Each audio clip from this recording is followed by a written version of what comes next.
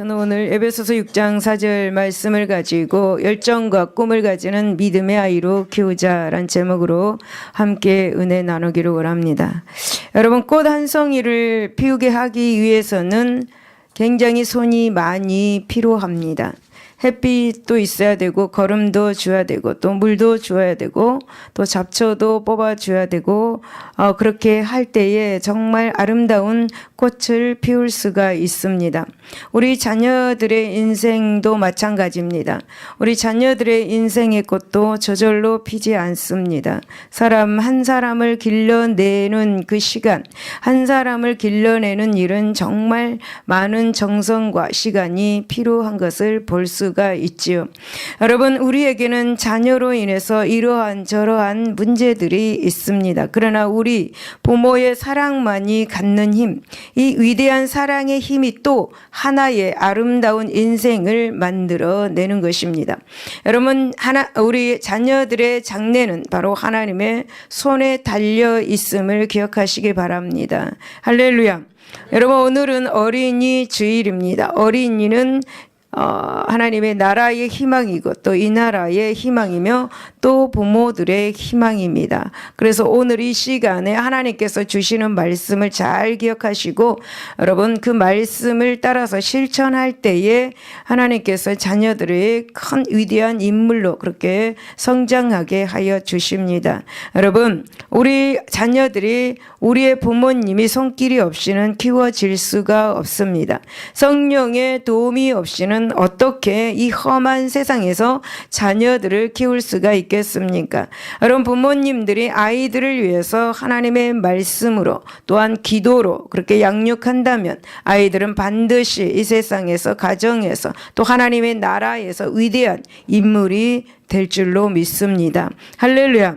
그렇다면 이제 본문을 통해서 하나님께서 아이들을 어떤 존재이며 또 어떻게 축복하시는지 우리 한번 살펴보도록 하겠습니다.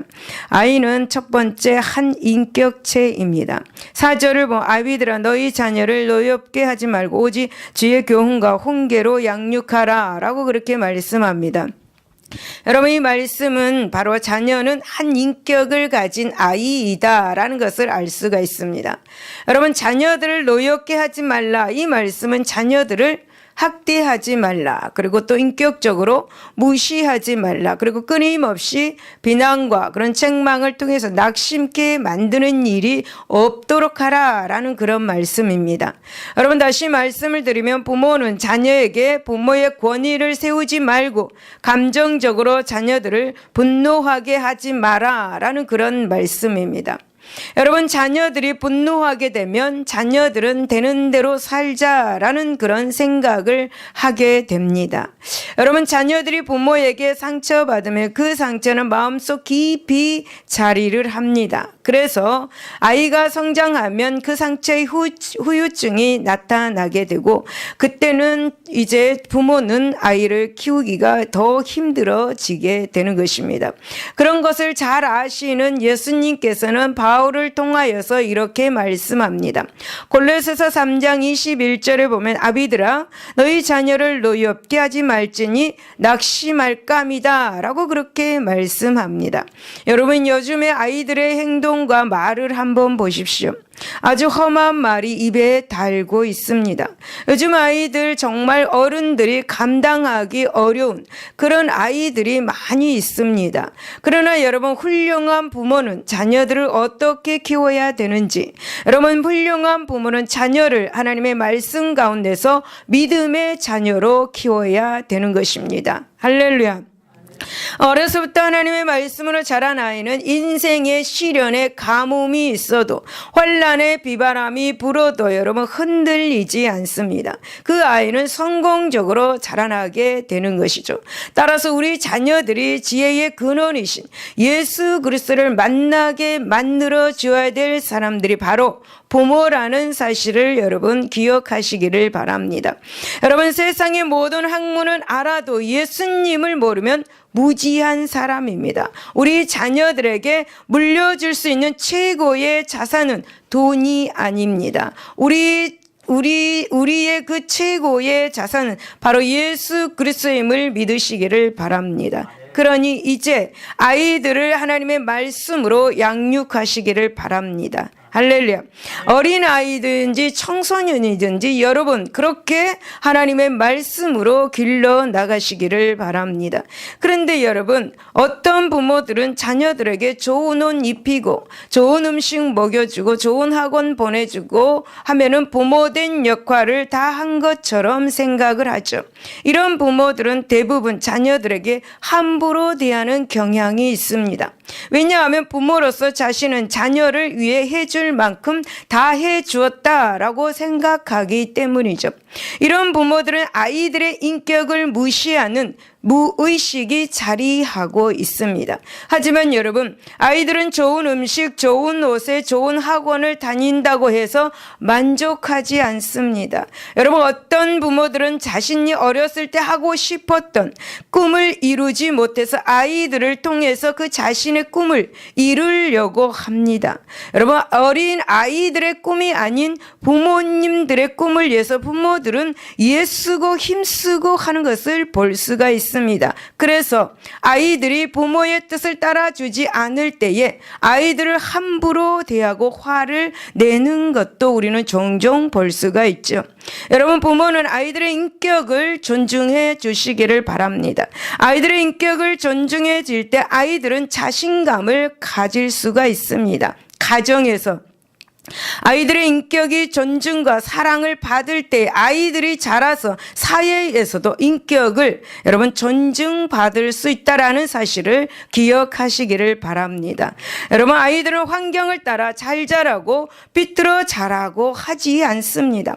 아이들은 부모님으로부터 사랑과 관심 그리고 인격적인 대우를 받고 살 때에 아이들은 건강하게 올바른 판단력을 가지고 자라나게 되는 것이죠. 그러므로 여러분, 우리 부모들은 자녀 교육에서 최우선적인 것은 아이들을 인격적으로 무시하거나 그들에게 상처를 주지 않는 것입니다. 사랑하는 여러분, 부모가 스스로 모범을 보여주시기를 바랍니다. 부모는 자녀들에게 군림하기보다는 섬기는 모습을 자녀들에게 보여주시기를 바랍니다. 여러분, 자녀들에게 최고의 가르침은 훈계나 상벌이 아닙니다. 바로 부모의 신앙의 모습, 그 모습 그대로인 것입니다. 여러분, 브렌다 반즈라는 여성이 있었습니다. 그녀는 22살에 펩시콜라에 입사한 이후에 매일 새벽 3시 30분에 기도로 하루에 일과를 시작하면서 저녁 7시 30분까지 하루에 16시간씩 일을 하였습니다. 한 주일에 사나흘은 회사에서 밤을 새웠습니다. 이렇게 열심히 일을 한 결과 브렌다 반즈는 44살에 펩시콜라의 최고 경영자 CEO 자리에 오르게 됩니다. 그녀가 최고 경영자 자리에 앉은 이후에 펩시콜라는 성장을 거듭해서 창업 이래 최고의 매출 실적을 올렸습니다. 이런 업적으로 브렌다 반즈는 미국 여성 중에서 가장 많은 연봉을 받게 되었습니다. 그런데 어느 날 그녀는 갑자기 사표를 제출하고 아무런 미련 없이 평범한 가정부로 돌아갔습니다. 신문 기자들이 놀라서 인터뷰를 합니다. 질문합니다. 그렇게 잘 나가던 세계적인 기업의 CEO 자리를 하루아침에 내던지고 가정으로 돌아온 이유가 무엇입니까? 라고 질문을 합니다. 그러자 그녀는 이렇게 말합니다. 하나님께서 내게 맡겨주신 새 아이들이 내 인생 최고의 보물입니다. 우리 아이들은 현재 7살, 8살, 10살 난 귀여운 아이들입니다. 하지만 나는 늘 바쁘다는 이유로 아이들의 학예에 직접 가보지 못했고 또 아이들의 생일을 잘 챙기지 못했습니다. 하나님께서 내게 보물로 선물해 주신 아이들을 내가 보물로 지키지 못했습니다. 하나님 앞에서 가장 중요한 사명을 저버리는 죄를 범한 것이죠. 이제 나는 내 아이들을 지키기 위해 가정으로 돌아왔습니다. 라고 그렇게 말했습니다. 여러분, 하나님께서 부부에게 가장 먼저 주신 사명은 어머니와 아버지의 사명입니다. 여러분, 사회적으로 성공했다 해도 자녀 교육에 실패하면 하나님 앞에 부끄러운 부모가 되는 것이죠. 여러분 시편 127편 3절에 보면 보라 자식들은 여호와의 기업 여태 열매는 그의 상급이로다 라고 그렇게 말씀합니다. 자녀는 하나님께서 주신 기업이고 태의 열매인 것입니다. 여러분 하나님께서 주신 기업을 즉 자녀를 상처를 주고 사랑 없는 지나친 매를 든다는 것은 그것이 바로 죄입니다. 그런데 여러분 그 죄를 부모님들은 많이 계속 짓고 살아갑니다. 여러분 하나님의 것을 내 것인 양 마구 상처를 주고 살아가지요. 여러분 아이에게 무엇을 잘해 주었는가를 생각하지 마시기를 바랍니다. 부모는 자신의 언행으로 아이에게 상처를 주거나 절망감을 주고 있지는 않은지를 생각해 보시기를 바랍니다. 사랑하는 여러분, 아이들이 삐뚤어지고 잘못되는 배경을 살펴보면 반드시 아이들을 함부로 대하는 부모님들이 있다고 조사에서 나왔습니다. 여러분 비록 아이가 실수하고 잘못한 일이 있을지라도 아이를 바로 잡는 방식은 가혹한 것이 되어서는 안 되는 것이죠. 아이로 하여금 부모를 사랑하고 신뢰하고 존경할 수 있도록 하는 것이어야 하는 것이죠. 여러분 부모가 아무리 어린 자녀일지라도 그의 인격이나 생각을 존중해 줄 때에 아이는 바르고 훌륭한 자녀, 훌륭한 인격자로 자라나는 것입니다. 그러므로 여러분 부모들은 하나님의 말씀과 기도로 아이들의 인격을 존중하고 열정과 꿈을 가지는 믿음의 아이들로 키우시기를 바랍니다. 할렐루야. 두 번째 아이들은 하나님의 말씀으로 양육되어야 합니다. 아비들아 너희 자녀를 노엽게 하지 말고 오직 주의 교훈과 훈계로 양육하라 라고 말씀합니다. 오직 주의 교훈과 훈계로 양육하라고 말씀합니다.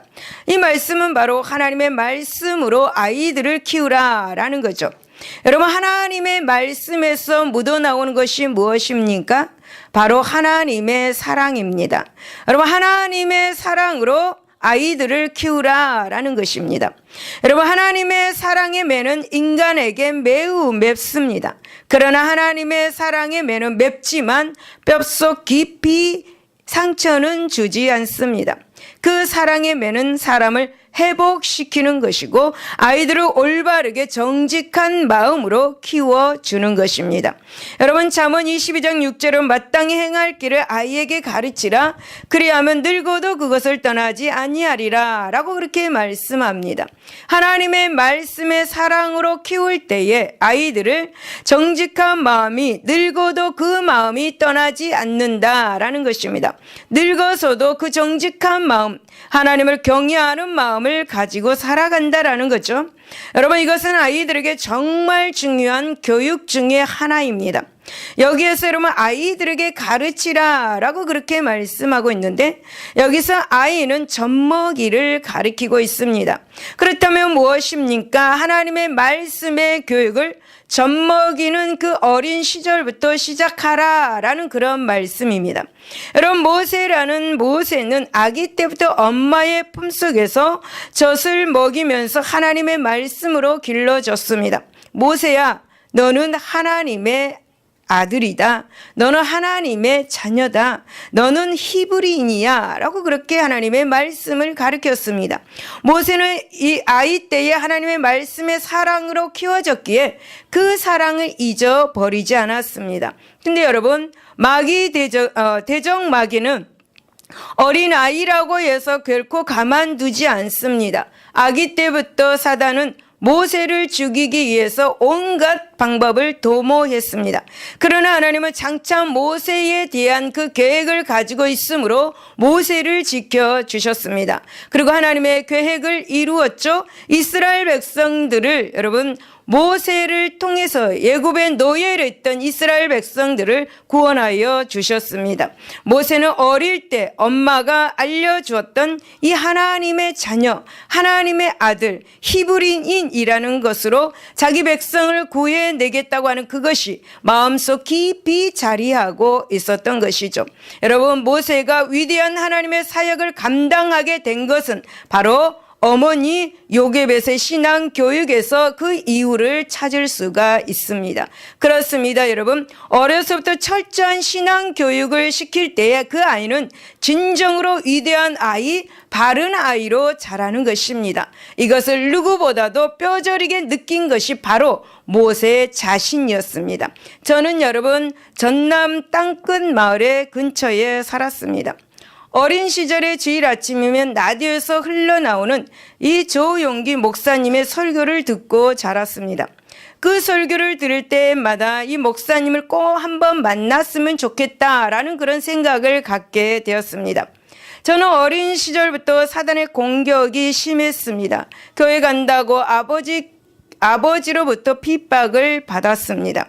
그 핍박이 뭐냐면 아궁이에 불을 지피는 저의 머리를 절구통으로 치러 가는 순간 하나님은 저를 건짐받게 하는 그런 혹독한 그러한 고통이었습니다. 또 어려서 긴 공기총을 코 및 인중 1mm 떨어진 곳에 맞는 그런 고통 중에 또한 고통 경험하였습니다. 여러 번의 죽음의 문턱에 있는 그러한 삶을 어려서부터 저는 살았습니다. 여러분, 어려서 목사님의 설교를 들으면서 마음에 새겨져서 그런지 하나님께서는 그 고통의 시간마다 저의 기도를 들으시고 저를 건져 주셨습니다. 여러분, 그래서 지금 이 자리에 서 있는 거죠. 저는 벌써 죽었던 사람입니다. 여러분, 처음부터 구부러진 나무는 평생 구부러지게 된다라는 그런 말씀이 있습니다. 여러분, 무슨 말씀이겠습니까? 무슨 말이겠습니까? 이 말이 우리에게 무엇을 던져주고 있습니까? 여러분, 아이 때부터 하나님의 말씀과 기도로 잘 길러져야 아이들이 잘 된다. 커서도 잘 되고 늙어서도 건강한 삶을 살 수가 있다라는 것입니다. 여러분, 그렇다면 아이들을 어떻게 가르쳐야 하는 것입니까? 아이들에게 가르치라고 하는 그 하나님의 말씀을 가리키는 것이죠. 여러분, 이 아이에게 가르치라라고 하는 말은 아랍어로 해석해 보면은 젖먹이에게 대추야자 시럽을 떠 먹인다라는 의미를 가지고 있습니다. 그렇다면 여러분, 가르치라는 말은 젖먹이에게 말씀을 떠 먹이듯이 정성으로 아이에게 가르치라라는 그런 말씀입니다. 여러분, 부모는 아이를 가르칠 때 목적을 두고 가르쳐야 합니다. 그 목적이 여러분 세상을 향한 목적이 아니라 여러분 하나님을 향한 목적을 가지고 가르쳐야 한다는 것입니다. 그러므로 사랑하는 여러분, 우리 사랑스러운 자녀들을 교육할 때에 세상의 방법을 본받지 말고 하나님의 향한 목적을 가지고 정성껏 마땅히 행할 바를 어릴 적부터 가르치도록 부모는 힘을 써야 될 줄로 믿습니다. 여러분, 왜 그렇게 양육을 해야 되는가? 그것은 바로 디모데후서 3장 15절에 보면 구원에 이르는 지혜가 있기 때문입니다. 아이들의 인생에 살아가는 지혜가 있기 때문에 그렇게 가르쳐라 라고 그렇게 말씀을 하고 있는 것이죠. 사랑하는 여러분, 아이들은 하나님의 지혜로 말미암아 형통한 삶을 살게 되는 것입니다. 또 하나님의 나라와 세상에서 귀하게 쓰임받게 되는 것입니다. 하나님의 지혜가 있을 때 아이들이 커가면서 열정과 꿈을 갖게 되는 것입니다. 사랑하는 여러분, 아이들을 잘 키웠다고 생각해도 신앙을 잃으면 전부를 잃은 것입니다. 어느 성도님 가정에 이런 아들이 있었습니다. 여러분, 그 아들은 머리가 굉장히 영특했고 공부도 잘했습니다. 그래서 학교를 다니기 시작하면서 수석이라는 것을 놓쳐본 적이 없습니다. 주위 사람들은 자기 자식들이 그와 같으면 세상에 걱정이 없겠다고 그렇게 입버릇처럼 말하곤 했습니다. 결국 그는 기대를 저버리지 않고 우리나라 최고의 명문대학을 수석 입학하고 수석 졸업했습니다. 그리고 사범시험을 수석 합격하고 검사가 되어서 출세 가도를 달렸습니다. 그렇게 여러분 출세 가도를 달리던 그는 그만 날마다 많은 양의 술을 먹는 것이 화근이 되고 피곤함이 화근이 되어서 급기야 간암에 걸리게 되었고 젊은 나이에 죽음이라는 것을 맞이하게 되었습니다. 사랑하는 여러분, 아이들이 공부만 잘하면 걱정이 없겠습니까? 아이들이 공부만 잘하면 만사가 잘 되어 가는 것 같습니까? 아닙니다, 여러분. 여러분, 예수님을 믿는 신앙으로 살 때만이 아이들이 형통한 삶을 살 수가 있는 것이고, 걱정이 없는 삶을 살 수가 있는 것입니다. 그러므로 여러분, 신명기 6장 4절에서 9절을 보면 우리들에게 하나님의 말씀을 후손들에게 가르치되 어려서부터 자녀들에게 우리 하나님 여호와는 오직 한 분뿐임을 가르치라 라고 그렇게 말씀하고 있습니다. 집에 있을 때나 걸을 때나 누울 때나 일어날 때나 아이들에게 그것을 가르치라고 말씀합니다. 인생의 생사하복의 주인은 바로 하나님이시다. 우리의 주인은 하나님이시다 라는 것을 가르치시기를 바랍니다. 사랑하는 여러분, 아이들이 잘 되기를 원하십니까? 부모는 아이들이 고통 속에 살아가는 것을 원치 않습니다. 여러분, 아이들이 고통을 당할 때 부모는 가슴이 저리고 뼛속을 칼로 후벼 파는 아픔이 있습니다. 여러분, 아이들이 가는 길이 평강이 있기를 원하신다면 하나님의 말씀과 기도를 하시기를 바랍니다. 그것만이 여러분, 아이들의 가는 길에 평강과 행복이 있을 것입니다. 사랑하는 여러분, 이 말씀을 명심하시고 하나님의 말씀의 사랑으로 아이들을 가르치실 때 아이들은 자신의 열정과 꿈을 하나님 안에서 세우는 믿음의 아이들로 성장되어 간다라는 사실을 믿으시기를 예수 이름으로 축원을 드립니다. 세 번째, 하나님께서 주신 자녀는 곧 축복입니다. 여러분, 4절 다시 보면은 아비들아 너희 자녀를 노엽게 하지 말고 오직 주의 교훈과 훈계로 양육하라 라고 그렇게 말씀합니다. 여러분, 왜 하나님께서는 바울을 통해서 아이들을 노엽게 하지 말고 주의 하나님의 말씀으로 양육하라고 하고 있는 것입니까? 그것은 바로 여러분, 아이들은 하나님의 기업이기 때문입니다. 또 태의 열매이기 때문입니다. 여러분, 아이들은 하나님의 것임을 우리는 우리 마음속 깊이 새겨야 될 줄로 믿습니다. 여러분, 모든 복의 근원은 하나님으로부터 온다라는 사실을 믿으시기를 바랍니다. 여러분, 고대 사회에서 가장 대표적인 축복이 무엇인지 아십니까? 그것은 자녀입니다. 자녀. 하나님으로부터 오는 자녀의 축복을 말합니다. 하나님께서 부모에게 허락한 자녀만큼 큰 축복이 없는 것이죠. 여러분, 왜 그런지 아십니까?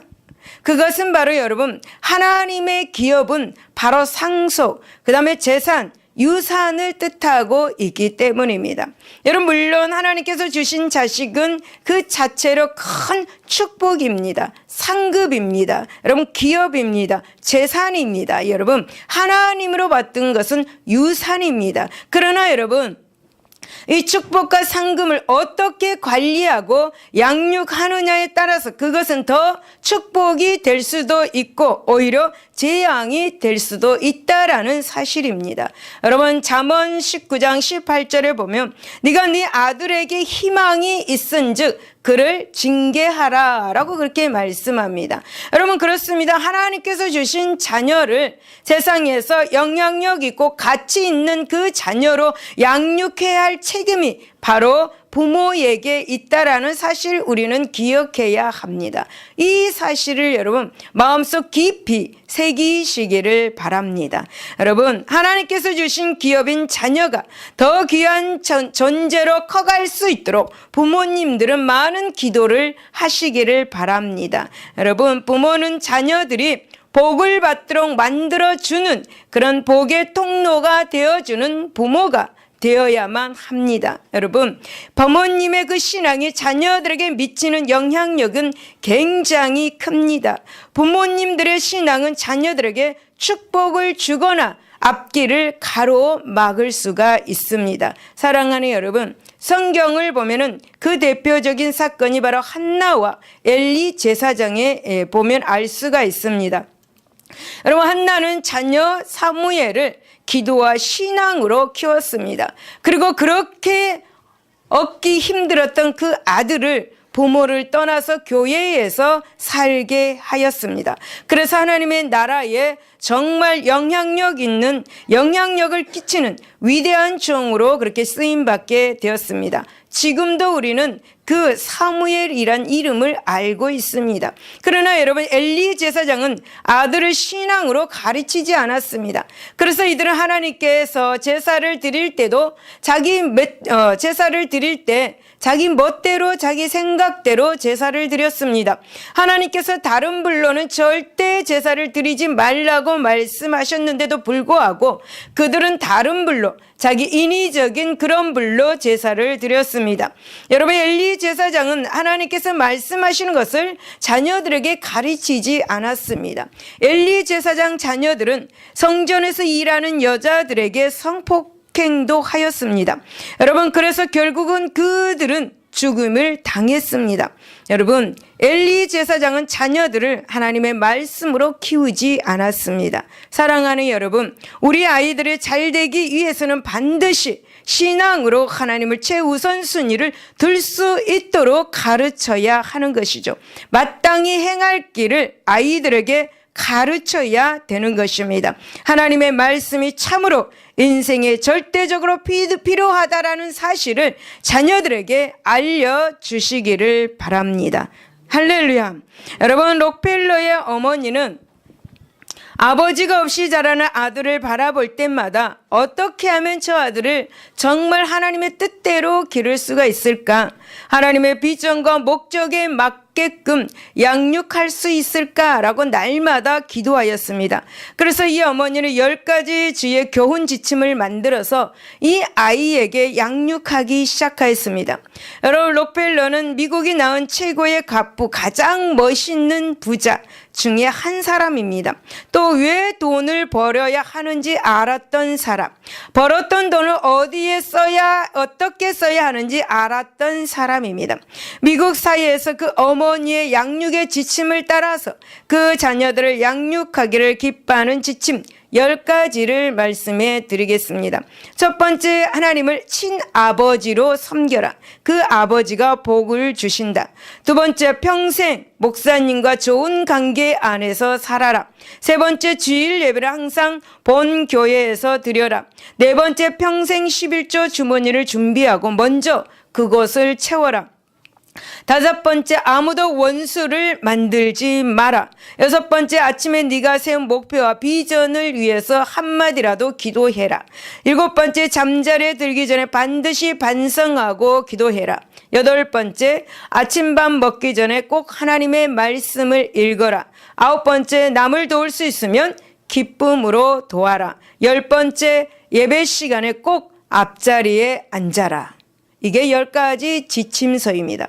여러분, 자녀들에게 이렇게 여러분 기르시기를 바랍니다.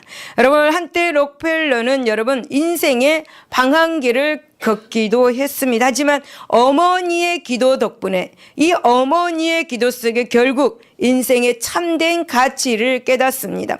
그런 돈을 버는 데 목적을 두지 않고 하나님을 섬기는 데 목적을 두고 산 사람입니다. 아무리 바빠도 주의를 지키며 예배 드리는 것을 최우선으로 생각했습니다. 그렇기에 돈이 그 인생의 목적은 아니었지만 하나님을 기쁘시게 하는 삶을 살았던 그는 세계 최고의 갑부가 되었습니다.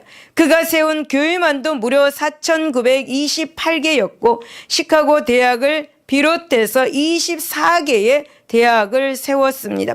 뉴욕의 맨하탄에 80만 평을 기부하여서 유엔 본부를 건축하게 했고, 또 뉴욕의 수도국을 건설해서 뉴욕시에 기부하여 뉴욕 시민들에게 무료로 수돗물을 공급하게 하였습니다. 우리나라 서울 소공동에 있는 YMCA 건물도 록펠러가 기증한 돈으로 그렇게 세웠습니다. 여러분, 분명한 것은 그는 돈에 목적을 두지 않았습니다. 그런데 하나님께 목적을 두고 산 그에게 하나님께서 그런 복을 주신 것입니다. 그는 오래 살려고 몸부림치지도 않았고, 그런데 98세까지 삶을 살았습니다. 여러분, 사랑하는 여러분, 믿음의 원칙을 가지고 아이들을 말씀으로 훈계하며 가르치시기를 바랍니다. 여러분, 그것이 바로 아이들의 영혼을 구하는 것이고 삶에 있어서 평강의 길로 인도하는 것입니다. 그것이 땅에서 얻는 기름진 축복임을 알고 믿음의 원칙을 가르치는 저와 여러분 부모님들이 되시기를 바랍니다. 여러분, 예수님께서도 마가복음 10장 16절에 어린아이들을 안고 그를 위해서 안수하시고 축복하여 주셨습니다. 어린 자녀들을 사랑으로 안아주시기를 바랍니다. 큰 자녀도 사랑으로 안아주시기를 바랍니다.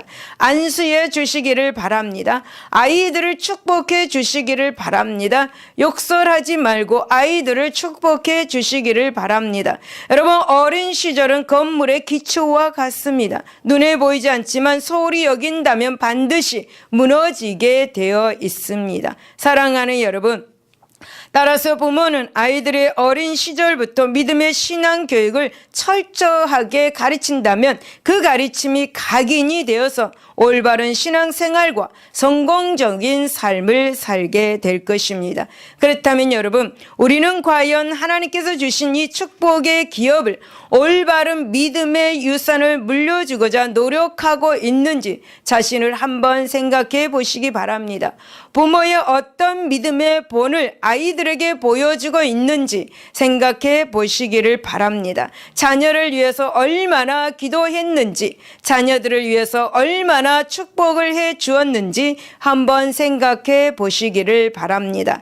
여러분, 열정과 꿈을 가지는 믿음의 아이들로 키우시기를 예수 이름으로 축원을 드립니다. 결론입니다. 스탠포드 대학 심리학자 젠센은 유대 민족의 지적 능력이 다른 민족에 비해 우수한 것은 아니다고 밝혔습니다. 유대인의 성공 비결은 다름 아닌 숱한 고난 그 속에서도 그들이 지켜온 신앙 교육에 있습니다. 유대인에게 있어서 가정교육은 신앙을 위한 것이지 지식이나 직업을 위한 것이 아니었습니다. 여러분, 유대인은 철저하게 하나님 중심, 그리고 회당 중심, 그리고 랍비 중심으로 살아갑니다. 어린 시절부터 부모에 의해서 하나님 중심으로 살아가는 것을 철저하게 배운 것이 그들이 세계에 커다란 영향력을 미치는 성공적인 삶을 살아가는 비결입니다. 사랑하는 여러분, 부모는 자녀들에게 철저하게 하나님 중심, 교회 중심, 목회자 중심으로 살아가게 교육하시기를 바랍니다. 부모는 자녀 스스로 하나님을 알기 위해 기도하고 성경을 읽고 싶도록 환경을 만들어 주시기를 바랍니다. 그렇게 해야 될 책임이 있습니다. 부모가 성경을 읽는 것, 부모가 기도를 하는 것, 이런 것들을 보면 자녀들은 무의식 중에 믿음을 배우게 되는 것이죠. 그러므로 사랑하는 여러분이요, 부모들이요, 하나님의 말씀과 기도로 사랑스러운 아이들을 열정과 꿈을 가지는 믿음의 자녀들로 키워주시기를 예수 이름으로 축원을 드립니다. 할렐루야. 기도하겠습니다.